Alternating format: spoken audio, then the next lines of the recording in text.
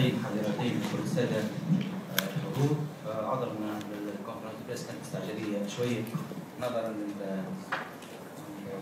للقرار اللي خذته الاتحاد الافريقي، ونعتذر للناس اللي حققت سلبيه وما تبكتش باش نرجع عليها، لانه تعرف وقت كما هذا كل جرايد كل راديو كل تيلي رقميه خبر من منصه الراجل، واحنا خيرنا باش نعمل كونفرنس بريس باش نعملوا البوزيسيون تاعنا خمسة مباشرة معناها في نفس الوقت كل الناس، وما ثماش معناها واحد قبل واحد وعلاش انا مش انت وعلاش مشيت الراديو الفلانيه مش الراديو الفلانيه والجريده الفلانيه، ولو حتى اجابه على حسن النيه على جورناليست وعدم الاجابه على اخر كانها تفرقه ما بين وسائل الاعلام، وحابين اشوف باش ربما ما نخلوش الغدوه للامور تترين ونبعد على تاويلات ونبعد ربما على وصال وما قالش وتاخذ بوزيسيون بشكل مباشر. صعب كومونسي اللي صار بعد المعطيات. احنا قمنا بمراسله في 2 فيفري قدمنا بها الاتحاد الافريقي بطلباتنا متمثله في ضروره فتح تحقيق نظرا للملابسات اللي شفناها في كان 2015، ومن بين الاشياء اللي ذكرناها انه الحكم في المباراه الاولى اخطاء كبيره صار موجود زياده. في المباراة الثانية الغيني بانغورا عمل 3 أخطاء كبيرة وفاتحة جدا بضرب 3 ضربات جزاء. في المباراة الثالثة وقع تعيين طيب من أحسن الحكام اللي هو كاساما بالنسبة للماتش الكاليفيكاتيف للدور الثاني. في الماتش الرابع جانا أكبر حكم سنا واللي عندنا معه سوابق في سواء مع المنتخب أو مع الفرق، كانت عنده سابقة كبيرة مع المنتخب. بالنسبة لنا احنا ماناش باش نرجعوا ماتش الكاميرون رياضيين انه ما لعبناش ماتش باهي، الكاميرون رياضيين كانت تستحق باش تترشح باش ما نقعدش ونبرر بالتوالي، ولكن انا اعطيني حق تحكيمي وانا باهي مش باهي بالكوره نستحق باش نربح ما نستحقش اموري. دونك 2-1 جا ضربه جزاء واضحه والناس كلها عرفت عليها ونحى نفس الحكم. النسبي من الحكم هذا من تونس ما رفقوش استجابه من كان واصروا على انه يعينونا في ماتش مع البلد المنظم واستشاري معروف معناها في عديد المباريات حتى مش مع تونس، انه في عديد المباريات معناها ما قدمش مباراه طيبه. كل ما تعلق الامر بمصلحه معينه لاحظنا انه ما تعجوش الفنيات ولكن قادر انه يظفر بطريقه يمنح بها الافضليه بذكاء او بتعنت مصلحه الفريق على الاخر. واعتبرنا انه اصرار الحكم على عدم معناها اسنادنا حقنا في عديد اللقطات الرياضيه، مش كان ضربه الجزاء من ابارتير 75 مينيت في لون لا يجري له ماتش ما يعطيناش برشا حاجات، ولكن لا يجري له ماتش اون فونكسيون دو سكور. من بدينا 1-11 معناها وقتها عرض ذراعيه وبدا معناها حتى الحفوات البدائيه يصر على عدم تصفيرها، واعتبرنا انه التعنت هذا يلزم يكون مسنود معناها الاربيتر باش ينجم يعمل الاشياء هذيك الفاضحه والفضيحه كبيره صعيب برشا باش يكون بنت راسه. دونك طلبنا باش نفتحوا انكيت واعتبرنا انه الحكم هذا ساهم افيك فولونتي بور نوير على سيليكسيون ناسيونال بالضبط العموم، وساهم بانحيازه في ليليميناسيون تاعنا، وطالبنا باش نحكوا شيء ملابسات التعيينات. وعلاش؟ على 4 مباريات اخذوا في حقنا الحكام 3 مباريات اخطاء كبيره، واكبر دليل على ان اصحاب حق انه 2 حكام وقع ابعاد يعني بين 4 بانغورا وقع ابعاد، الحكم الغيني بعد ماتش زامبيا وقع ابعاد، وهذا وقعت عقوبته عقوبه قصوى واول مره تصير في الكان تقريبا انه الانسان انه محكم يتعاقب 6 اشهر ويبعد من الاستاف ار. حتى وقت صاروا عقوبات ما صارش عقوبه بالشكل هذا، واعتراف ضمني انه الحكم هذا ساهم افيك فولونتي باش ياثر على نتيجه المباراه. هذا لم تستسخه الكاف، وهذا تقريبا اللي كتبناه بالضبط، وقلنا انه الحكم هذا عنده سوابق معنا في الكاميرون ونسيت اسمه. دونك هذا بالنسبه للوجيك دو كونتيستاسيون اللي عملناها احنا تقريبا هذا بالضبط موجود في المراسله. هذه المراسله ما قريتهاش الكاف، واعتبرت ان المراسله هذه مش من حقنا باش نوجهوها، ويكفي الكاف تاخذ اللي تراه لصالح، واحنا مش من حقنا حتى نحتج. لا قلنا فلان مرتشي، ولا قلنا فلان خذا فلوس، ولا قلنا ما قلناش كلام هذا، قلنا ما كنت نقول فيه على اساس انه ثم فولونتي فورنير ليكيب ناسيونال جراء المردود هذا واصرار الحكم هذا. وقلنا انه لجنه التعيينات مطالبه بتفسير لاختياراتها في الحكام اللي حكموا تونس، خاصه انه بونغورا هذا وقع بعد حتى في 2013 و 2012 ومعروف المشاكل بتاعه، ومعروف حتى عنده مشكل من مشاكل صحيه في النظاره بتاعه وغيره. علاش؟ لا نستحق حكام في مباراه معينه، يا اما يكون عنده مشكل، يا اما يكون معناها معروف بمستواه الهزيل، يا اما يكون في كارير. هو الحكام اللي كانت عنده مشاكل ما بينهم مشاكل. الكار بالنسبه لها هي المراسله بتاعنا هذه مش معقوله وتستوجب الاعتذار. بعثوا لنا مراسله بدروا يقولوا نعطيكم اخر مهله لو 5 فيفري، يا اما تعتذروا على المراسله هذه، يا اما رانا باش نعد لا كوميسيون دو ديسيبلين، يا اما باش نعديو الملف الى المكتب التنفيذي للاتحاد الافريقي اللي من حقه باش يرفع العقوبه الى حد حرمان المنتخب من ايديسيون 2017. وفي المراسله الاولى ادانوا معناها احتجاجي انا، قالوا الى فيفمون كريتيكي لو تيرم استعملوه، الى فيفمون كريتيكي لا كاف الى اربيتر، وجي تيان بون باش نعاود كلامهم، ما قالوش الى انسولتي، الى فيفمون كريتيكي، يعني كاني به حتى الكريتيك ممنوع كاف وهذه au-dessus de la critique. رجعنا المراسله الثانيه تمسكنا بها بنفس الحقوق، ما اعتذرناش وما قدمناش لا اعتذار ولا اشترط اعتذار ولا عشر اعتذار، بالعكس تمسكنا بحقوقنا. قلنا الساعه احنا طلبناكم بفتح تحقيق من مردود الحكم ومن التعيينات اللي صارت، وطلبنا للمره الثانيه اوديونس، من حقنا باش ندخل ارواحنا. وحتى القاضي وقت يحكي عليه هذا الجوريست ما نحبش نحكي على حاجات هم ادرى مني بها، ولكن حتى القاضي لك حق انك تدافع عن نفسك، وهذا الحق ما منحكناش الكافه. لكن طلبنا اوديونس ادو ريبريز، ولكن كاستجاب المكتب التنفيذي ولا لجنه التاديب الى طلبنا هذا. واليوم عدنا رجعنا للمراسله الثانيه، اجتمع الاتحاد الافريقي وقرر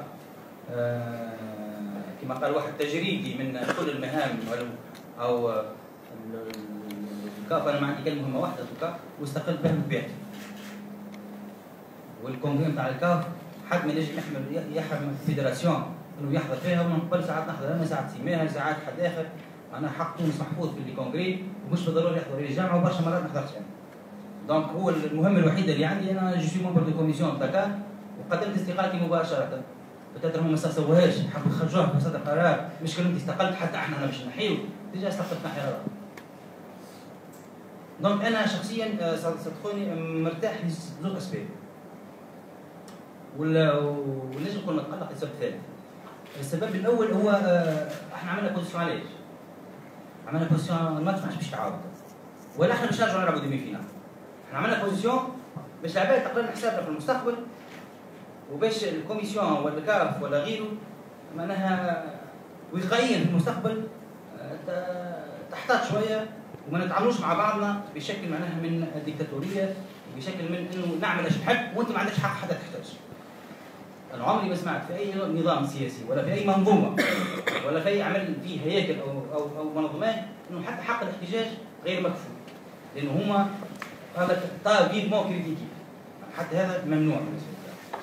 دونك لا بوزيسيون اللي عملناها نتصور يكفي انه اليوم صار في الاتحاد الافريقي اون ليتر دو سوتيان من اعضاء الاتحاد الافريقي. هو علاش عملوه اليوم ما عملوش نهار اخر؟ يعني السيد رجع شويه من الموقف التونسي. دونك لا بوزيسيون اللي حبينا توصل على الاقل نفسيا، الابعاد النفسيه اللي حبيناها توصل. فيك نتصور الانسان في يرجع من بوزيسيون معناها ديجا بدينا في الخطوه الاولى من انه يتقينا مستقبلا ويعطي معناها بشكل او باخر حقوق الناس. من الاشياء اللي كتبناها زاد بشكل واحد صار في البروجي، قلنا انه نطالبوا الكوميسيون داربيتراج انها تتحلى بالحرفيه القصوى باش تعطي للجمعيات الرياضيه وتحافظ على حقوقها على قدر المساواه. القرار الاول اخترت الكاف اليوم هو تجريدي انا من مهامي شنو الكاف سسبوند ولا عقوبتي بالشهاده، انا هذا موقف يخص شخصي. والموقف الثاني يخص المكتب الجامعي اللي هو ليكيب ناسيونال اون 2017. الموقف اللي يخص شخصي انا يجردوني من مهامي ويهزوني الجوانتنامو اللي يسموها، ويحرموني من كل الهياكل الإرادية من هنا للموت، ويقبروني، مانيش مش نعتذر. هذا موقف يخص شخصي، ماهوش قابل للاعتذار، لأنه أولا أنا دفعت وصححت أنا في الكلية، لأن اليوم أنا رئيس جامعة، ثم مواقف ثم حاجات يصححها الكاتب العام، لكن ثم مواقف ما نلزمش بها الكاتب العام، لازم رئيس الجامعة هو يصححها، وهذا موقفي مش تراجع عليه. كلفني ذلك ما كلفني، ومع احتراماتي لكل الناس كل، مهما كانت الريكومنداسيون ومهما كانت الضريبه بالنسبه لشخصي، مانيش باش نعتذر مهما كان. دونك 31 مارس 31 ديسمبر ما عادش حق في نشط رياضيه في تونس جمله. اليوم لازم نخرج من الجامعه، اليوم لازم نخرج من الدنيا، ما نعتذرش. انا مش عارف ما نعتذرش، ولو هو الاعتذار شيء من الرجال وقت يكونوا غالطين، اما اليوم اذا كان حق الحفاظ على الجامعه او المنتخب او تونس او حتى دار يكلفني وقتين بصح حق ما نعتذرش. سيتي بوزيسيون هذه انا، وهذا موقف نهائي. القرار الثاني اللي هو حرمان المنتخب التونسي من الكومبيتيسيون 2017. المنتخب التونسي ماهوش مشكل شخصي. المنتخب التونسي المكتب الجامعي، والمكتب الجامعي مفوضين وجمعيات، والجمعيات هم تقريبا منتشرين في كل الجهات، وبالتالي مش باش نعملوا معناها سونداج الشعب التونسي نعتذروا وما نعتذروش، ولكن الشعب يمثلوا في جهات وجمعيات، والجمعيات يمثلوا المكتب الجامعي، والمكتب الجامعي عنده تواصل مع سلطه الاشراف. دونك اكيد المكتب الجامعي له حريه، ما نجمش نفرض راي على حد انه يناقش الديميلسات نجاسوا او نعتذروا. تشاور باش يمشي حتى الجمعيات مع سلطه الاشراف اللي نتمناه انه المكتب الجامعي ما يتعذرش.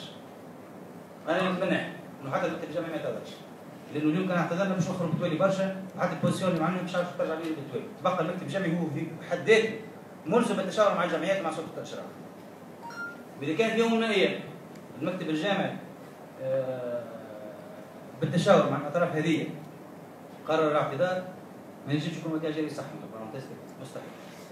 ثم اداره تنجم تتصحح لا باس. علاش؟ اليوم ثم ناس عارضت انظمه ديكتاتوريه وضحت بولادها برزاق، ساعات حتى في جسم مشرفها وماتت.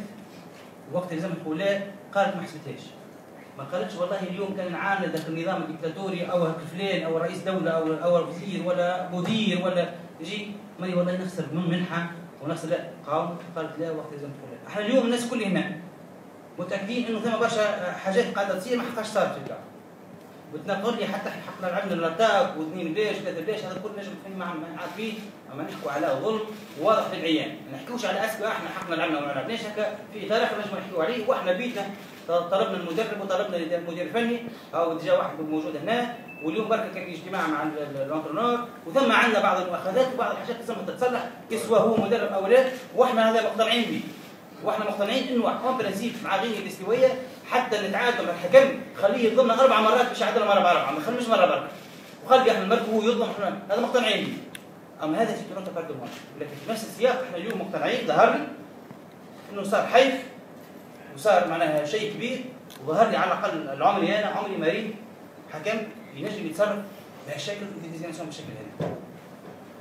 دونك تقريبا الموقف اللي يتعلق بشخصي لا للاعتذار، الموقف اللي يتعلق بالمكتب الجامعي على كل حال احنا طلبنا 2 اوديونس، والبتاتر الكاف ورابطه الزوز ما استجابتش، بتاتر الكاف بيصير 31 تطلب توافق على الاوديونس ويصير اجتماع مع المكتب الجامعي، كل طرف يزيد يفسر وتعطينا احنا الاتحاد الدولي الاتحاد الافريقي يعطينا تبريرات. احنا كنا طالبين ولا مطلوبين؟ احنا لتوا نساو انه احنا طالبين حقوقنا، نساو طالبين تبريرات لها تعيينات وتبريرات الموجود الحكم، كانوا ما صار حتى شيء، لا تعتذر معناها كانوا الموضوع ولا الفدراسيون تعتذر ولا وديها الجري يعتذر ولا وديها الجري تموت ما تعتذرش، الوقت هذا مش عارف وما حاجيش لا مسؤوليه رياضيه لا في الهيئه الدوليه، وكان لازم حتى في تونس هذا اليوم تجيني قوه القاهره يا تعتذر يا تستقيل، نستقيل في البرانتيز فما واحد حاول يسالني ما كان يقولها لكم على با كيسيون با كيسيون باي صوره من الصور الذله، لانه بالحق معناتها تظلمني باش نعتذر منك، بالنسبه لي ظلم، بالنسبه لتونس ممكن الناس كل مش تكون جري، نجم يكون انا حق شخصي حر، ولكن نجم يكون متعنت، ولكن انا حتى كان متعنت في حق شخصي بشقه هكا. حق تونس مكتب جامعي يمثل جمعيات فيجب يتواصلوا وياخذوا لا بوزيسيون نيسيسير في الوقت المناسب، ولعل ديسي لا الاتحاد الافريقي وجوده يرجع مشاهد اقل، وديسي لا ياخذ نوتر بوزيسيون. وتفضلوا، حبيت نوضح شويه، كان ثم تساؤلات. مرحبا.